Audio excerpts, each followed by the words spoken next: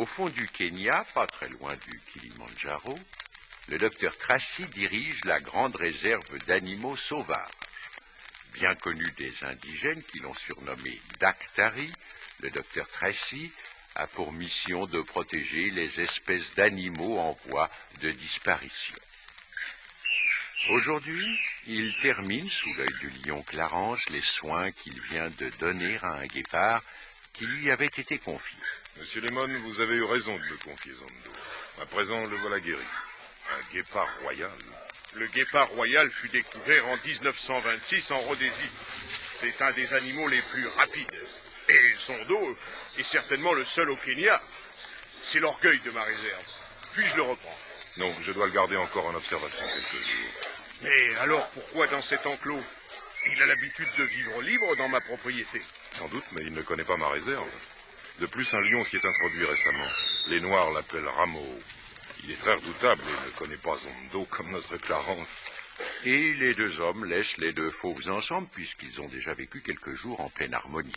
Cependant, Zondo, depuis le départ de son maître, devient nerveux. Comme il a retrouvé toutes ses forces, il prend son élan et saute par-dessus l'enclos. Les rugissements de Clarence attirent Daktari. Il ne peut que constater la disparition de Zondo. Regardez, Clarence l'avait pris en affection. Il sent qu'un danger le menace et il veut le rejoindre. Heureusement, il est trop lourd pour sauter à cette hauteur. Jack, Mike, vite, nous allons patrouiller dans la forêt. Il faut retrouver Zondo. Nous ne savons même pas où le lion Rameau tient sa retraite. Divisons-nous en deux groupes et cherchons. Daktari et Mola partent dans une jeep, Jack, Mike et Judy, la guenon, dans une autre. Et chacun de son côté commence à patrouiller à travers la jungle. Les recherches s'entreprennent systématiquement cependant que, dans la forêt, inexorablement les deux ennemis, le lion et le guépard, se rapprochent l'un de l'autre. À la réserve, Clarence semble connaître le danger que Zondo va courir et tente toujours de franchir l'enclos. Et soudain, Clarence lance tout son poids contre la clôture qui s'effondre. Jack et Mike, de leur côté, ont relevé de nombreuses traces, non pas de Zondo, mais de Rameau.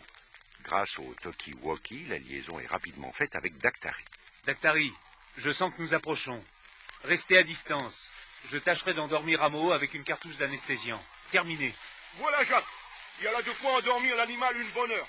Reste là, Mike. Tu n'interviendras que si je t'appelle.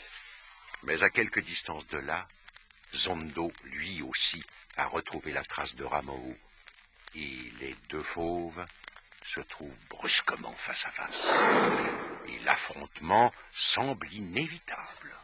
Bon sang, j'arrive à te prendre. Mais Rameau a senti la présence humaine. Il se détourne de Zondo et bondit sur Jack, à qui il arrache sa carabine qu'il rend inutilisable. Mike! Mike! Viens avec la trousse! La carabine est perdue. Que pouvons-nous faire? Prépare une piqûre. Je vais essayer d'approcher Rameau et de l'anesthésier directement. C'est de la folie, Jacques. Fais ce que je te dis. Alors je vais avec toi. Je vais essayer d'écarter Zondo. Les deux fauves sont aux prises. Et au moment où Jack et Mike s'approchent, ils sont rejetés par les deux bêtes en folie. Ils reprennent aussitôt leur route illégale. Rien de cassé, Mike? Non, mais à présent, je crois que Zondo est perdu. Mais où est passé Judy? Depuis le début de la bataille, la guenon a disparu. Le guépard royal est épuisé. Sentant venir la mort, il se roule en boule et attend.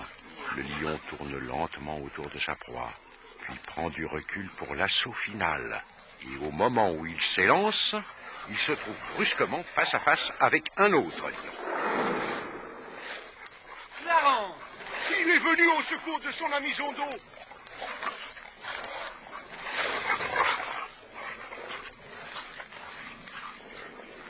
Déjà fatigué par sa lutte contre le guépard, Rameau se défend faiblement et bientôt, il est obligé de s'enfuir, laissant Clarence maître du terrain. Zondo est ramené à la réserve. Tout ira bien. Zondo n'a que des blessures superficielles. Clarence a donc réussi à s'enfuir de l'enclos. Mais comment a-t-il pu dans la forêt retrouver Zondo aussi vite? Qui a pu lui indiquer le chemin? Tu le demandes? Regarde Judy.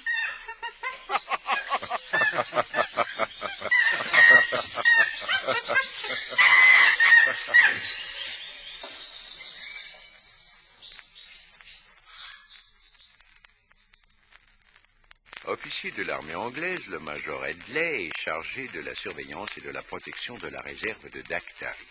Et ce matin, il fait une ronde sur les bords de la rivière Kanao en compagnie de Jack et de Mike. Ils aperçoivent une pirogue qui remonte le courant, conduite par deux individus inconnus. La rivière étant dans les limites de la réserve du docteur Tracy, la pêche et la chasse y sont formellement interdites. Headley interpelle les deux hommes qui tentent de s'éloigner rapidement. Une minute!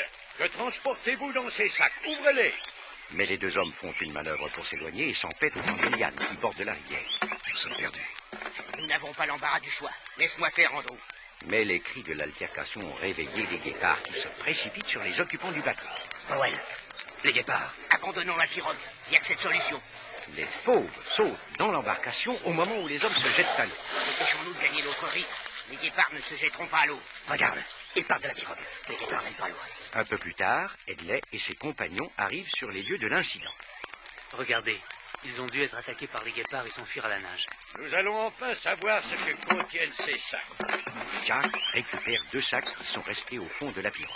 Non, c'est pas possible. De l'or?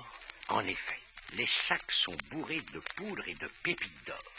Et dès le lendemain matin, les indigènes trouvent un peu partout dans le lit de la rivière des traces d'or. La nouvelle se répand rapidement et à la réserve de Daktari, cette information est une source d'inquiétude. Cette fois, toute la région est en fièvre. On a vraiment trouvé de l'or dans la rivière Kanao. S'il en est ainsi, nous n'aurons plus qu'à plier bagages. Mais enfin, la réserve nous appartient. Nous avons la loi pour nous. Alors, dès que surgit la fièvre de l'or, il n'y a plus de loi qui tienne. On s'arrangera pour nous exproprier. Mais cette brusque découverte intrigue beaucoup Jack.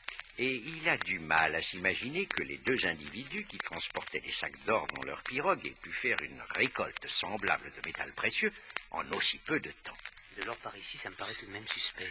Viens, Judy. Nous allons essayer de retrouver les deux gars de l'autre jour. Et prenant une jeep, Jack et Judy partent en exploration dans la brousse. Comme d'habitude, Judy touche à tout. Laisse ce magnétophone, Judy. Nous ne partons pas enregistrer des cris d'animaux aujourd'hui. En longeant la rivière, Jack ne tarde pas à apercevoir dans leur pirogue les deux hommes de l'autre jour. Les voilà. Mais cette fois, leurs sacs sont vides. Suivons-les. Ils se dirigent vers ce camp. Qu'est-ce que cela signifie? Jack a coupé le moteur et s'approche avec précaution, suivi de Judy qui a emporté quelque chose avec elle. Arrête de jouer avec ce magnéto, Judy, et laisse-moi écouter. Les deux hommes pénètrent sous une tente dont la porte reste ouverte. Jack aperçoit un troisième personnage qui semble être le chef du groupe. Tout a bien marché, Monsieur Britton. Nous avons jeté l'or en plusieurs endroits. Des gens l'ont trouvé. Parfait. Maintenant, il faut attendre que la fièvre monte. Des prospecteurs vont venir, ils achèteront le terrain à très gros prix au gouvernement, Daktari sera exproprié, et quand on s'apercevra qu'il n'y a en fait pas un gramme d'or, j'obtiendrai enfin cette réserve pour une bouchée de pain. Jack, atterré, suit toute la conversation. Britown, ce fameux chasseur richissime qui avait plusieurs fois voulu acheter la réserve. C'était donc une manœuvre? Mais aux alentours, les félins ont senti la présence humaine.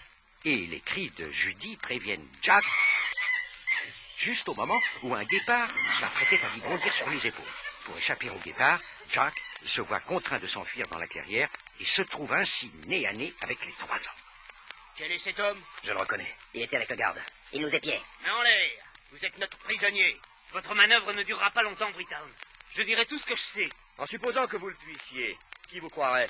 Je suis un homme honorablement connu, moi, et vous n'êtes qu'un employé de la réserve. Brusquement, d'une bourrade, Jack renverse les trois hommes et s'échappe. Ne le laissez pas fuir. Rattrapez-le! Rattrapez-le! Jack atteint la forêt, mais les guépards sont toujours là. Vite! La Jeep! La Jeep! La Jeep! Ouf, juste à temps. Les poursuivants trouvent un obstacle devant eux. Qu'est-ce qu'on fait? On rentre, tu vois pas? Les guépards se retournent contre nous. Puisqu'il en est ainsi, il faut jouer le vaillant. Je vais me rendre à la réserve. J'essaierai de le faire passer pour fou. À la réserve, Jack est en train de raconter ce qu'il vient de découvrir quand Britown arrive en jeep. Le voici! C'est lui qui fait jeter de l'or dans la rivière. Jack n'en croit pas ses oreilles. Mes amis, j'ai trouvé ce garçon atteint de fièvre dans la forêt. Je vois qu'il ne va guère mieux. Pensez-vous qu'il soit dans mes habitudes de jeter mon or dans la rivière? Non, il dit n'importe quoi. Menteur! Vous êtes un menteur! Du calme, Jack. Il faut reconnaître que votre récit ne tient pas debout. Mais à cet instant, Judy s'approche, tenant toujours le magnétophone qu'elle avait trouvé dans la Jeep de Jack. Elle pousse un bouton et... Ça a bien marché, monsieur Britton. Nous avons jeté l'or en plusieurs endroits. Les gens l'ont trouvé. Je comprends. Judy, en jouant avec le magnéto, a enregistré la conversation de Britton avec ses complices. Voilà la preuve. Vous allez reconnaître sa voix. Dactari sera exproprié, et quand on s'apercevra qu'il n'y a en fait pas un gramme d'or, j'obtiendrai enfin cette réserve pour une bouchée de pain. Vous voyez que je disais vrai. Eh bien, Monsieur Brittown, qu'avez-vous à ajouter? Rien. J'ai engagé une forte mise et j'ai perdu. Je suis un joueur, et je reconnais mes défaites. Vous pouvez m'arrêter. Mais si un jour je suis libéré, veillez bien sur cette guenon. Elle ne durera pas longtemps au bout de ma carabine. Dans la journée, les complices de Brittown sont arrêtés à leur tour et le calme est revenu dans toute la région. À la réserve, un grand soulagement a succédé à l'inquiétude. Quand je pense que vous ne me croyez pas, et que sans ce magnéto...